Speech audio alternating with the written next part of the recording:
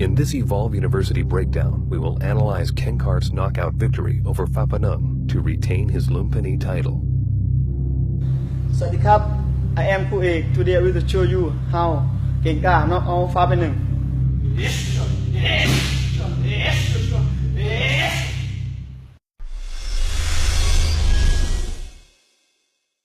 The fight starts out with both fighters throwing single strikes to get themselves going and to test their opponent.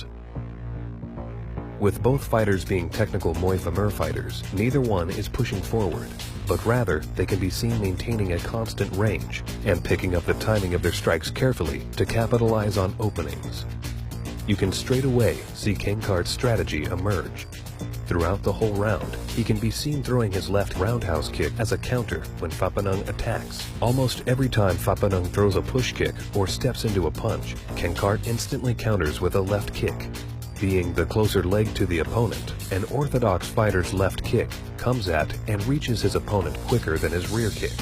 This makes it an effective counter. To ensure the counter left kick lands, it is best to be thrown when your opponent is unable to block it with his right leg. This is why we can see Kenkart successfully land it when Phapanung comes forward and steps heavy on his lead leg while punching, or when he lifts his lead leg to teep. During this round, Kenkart stays quite stationary in the front of Phapanung, waiting for him to attack before unleashing his counter left kick. As Phapanung starts to catch on that Kenkart is waiting to counter him, he starts to feint and try to get Kenkart to throw his left kick early.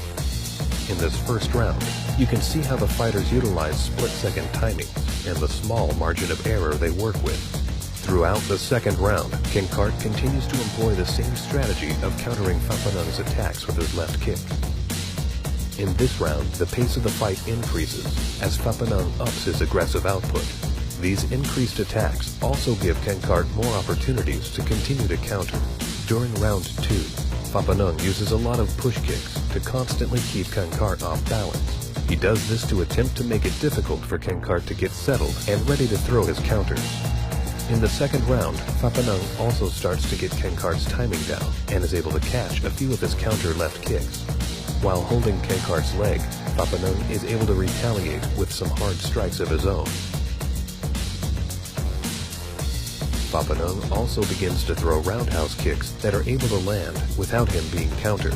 Throughout this round, we continue to see Kenkart employ the same counter-attacking game, and Phapanung adapt to combat it. In the third round, the fight really starts to pick up. To get back in the fight, Phapanung starts to push forward and aggressively attack Kenkart.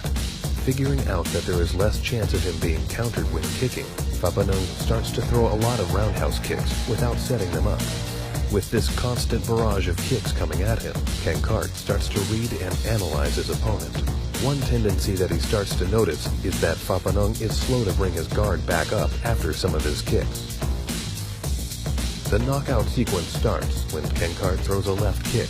Moments later, Phapanung retaliates with a right kick of his own, and once again leaves his hands low afterwards, which Kenkart notices.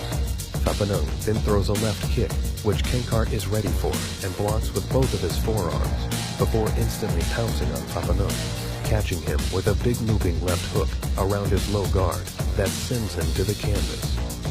This knockout was created by Kenkart's ability to stick to a well-executed game plan that caused his opponent to adapt and change his strategy.